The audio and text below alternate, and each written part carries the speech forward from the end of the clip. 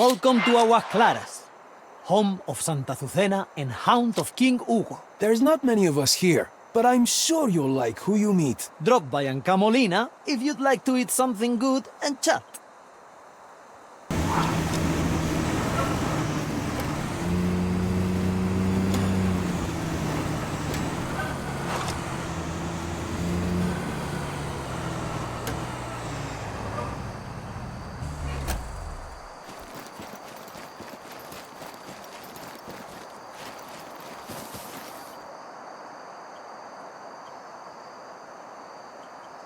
Even when the path to Aguas Claras was dangerous, it was walked by pilgrims. Pilgrims compelled by the beating heart between these four walls.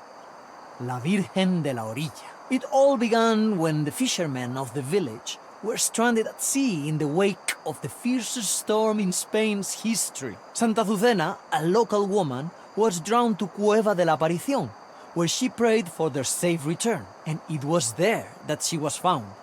The growl of the storm quietened to a whimper, clearing space for the news of the miracle to spread quickly. Santa Azucena never lived to see Nuestra Señora find her home, but she prepared the way by dedicating her life to the people. Those acts of selflessness put us on the map. Before then, nobody wanted to come to Aguas Claras, and now they'd be a fool not to. That's why she is our saint, and La Virgen de la Orilla our savior.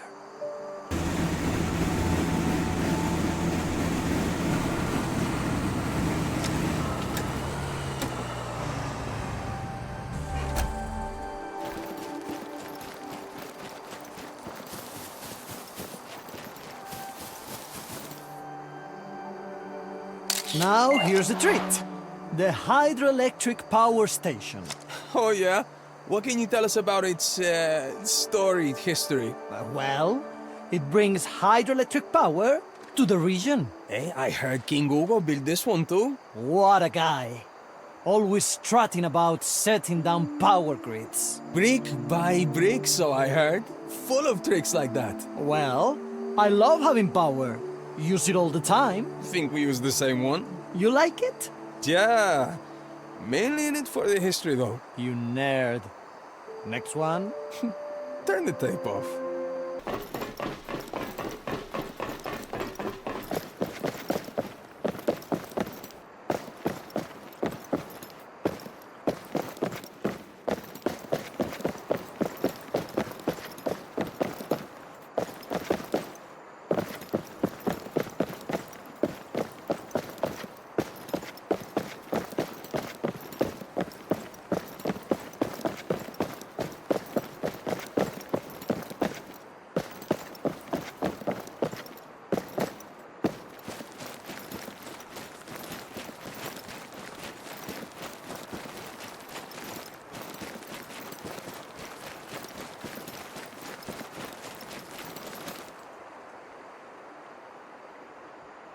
Before the Atajo was built, Aguas Claras was cut off from the rest of Spain. The journey was perilous and supplies were limited.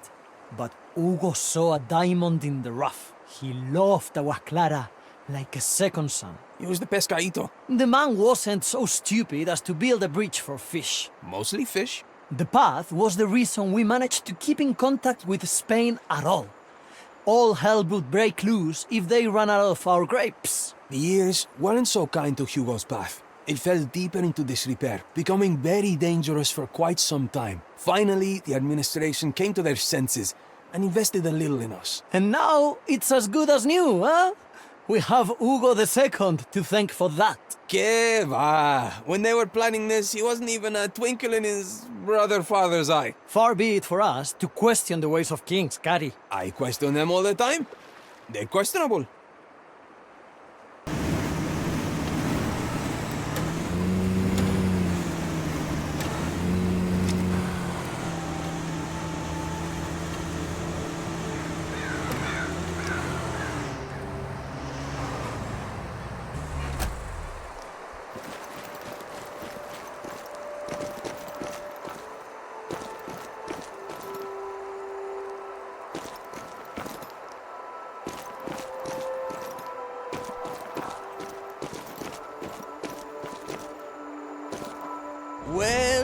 3. She's not really a person.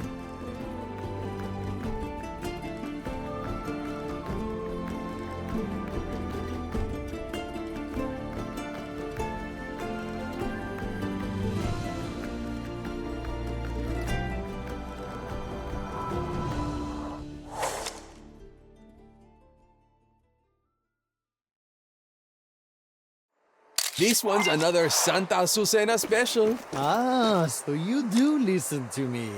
Rumor says that she solved a really tough crossword here.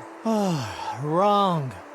This was the site of a great healing. News of her miracles traveled far and wide, and people would carry their sick as far as they could. It was here that she saved the deacon of another local congregation. And he lived a long life, a blessing to the people of Andalusia. I knew you had it in you.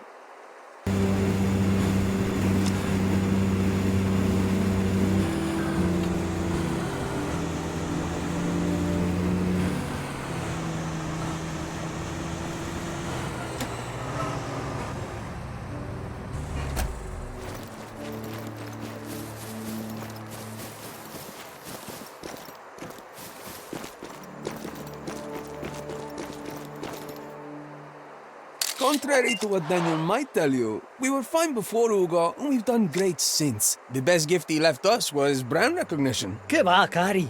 What about the Atajo? Churri, we live on the coast. How hard could it be to find us? We put crowns all over the place.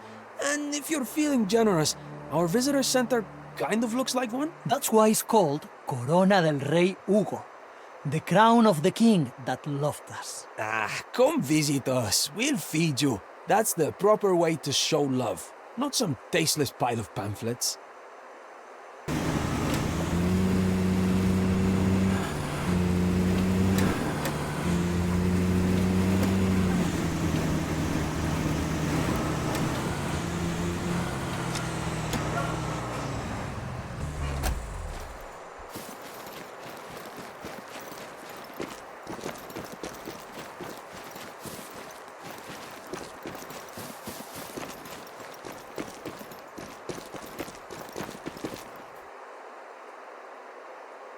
Well, here we have it. The seat of Hugo himself. Built so our glorious leader could have a nice rest while he watched his people slave away. Hey, this Hugo was the good one. We have a whole lot to thank him for. The dams, the Castillo, half the town. He was okay for a royal. He was great for a royal. And this is where he sat. Well, that might not be true. Archaeologists think this was a sacrificial altar, built by the Betones before the Romans even sniffed Cadiz. Well, I think it was a seat. A nice seat for a nice boy. Think what you like. There's enough altars just like it all over Spain and Portugal. He was obviously very tired. He's not the only one. On with the tour.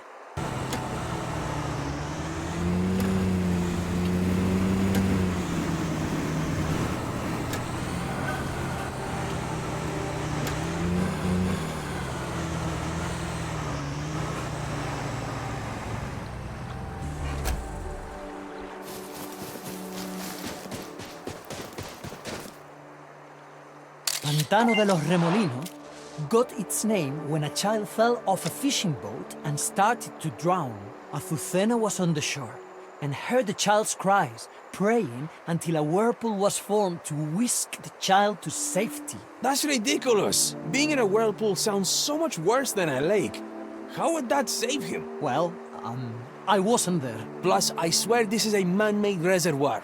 I don't think Azucena was even alive when this was built. If you don't stop refuting the guide tape, I'll make you stand outside.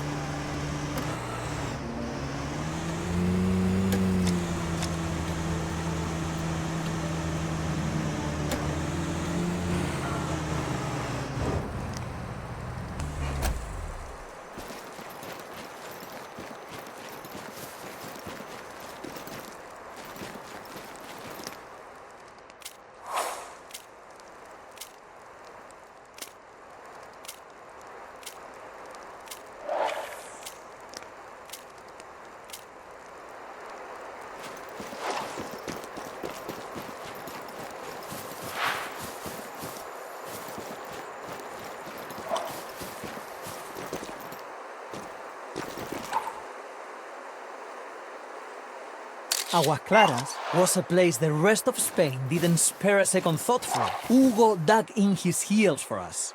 We welcomed him in, and he taught us to look up. Before him, kings were more distant than stars in the sky. They shrouded themselves in mystery, but to us, they died like men. Hugo looked us in the eyes, came close, and clothed us in stone. This is the fruit of his labor. Castillo de la Vasta Vista. He stands tall in a land where others lie still.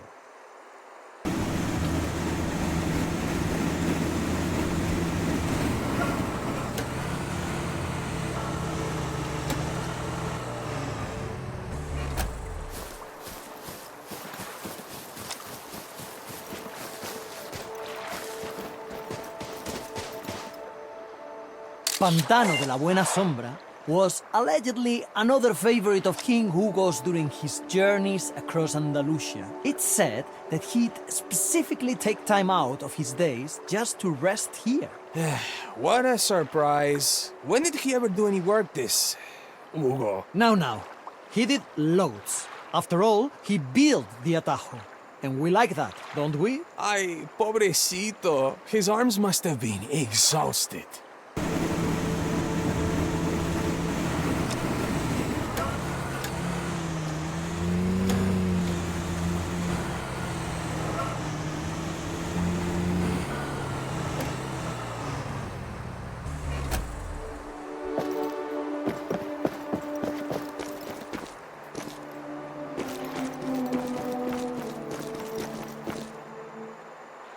Pantano de la Senda Verde used to be languid, sour soil in which grapes couldn't grow. But Nuestra Señora changed all that. The people sobbed with hungry mouths, and Azucena, compelled to walk past, heard their cries. She nestled the figurine in the dirt, lying prostrate for 2 days and 2 nights. And now, as you can see, it's full of life. Full of fish, too. It's a lovely spot. Full of history. Full of something. Let's keep it moving. I'm taking shots at the enemy. I'm gonna make it to the top, leave a legacy. If I got something to say, you better let me speak. Turn it up a new degree, bitch, you ain't seen anything. I pop off with the new rock, electronic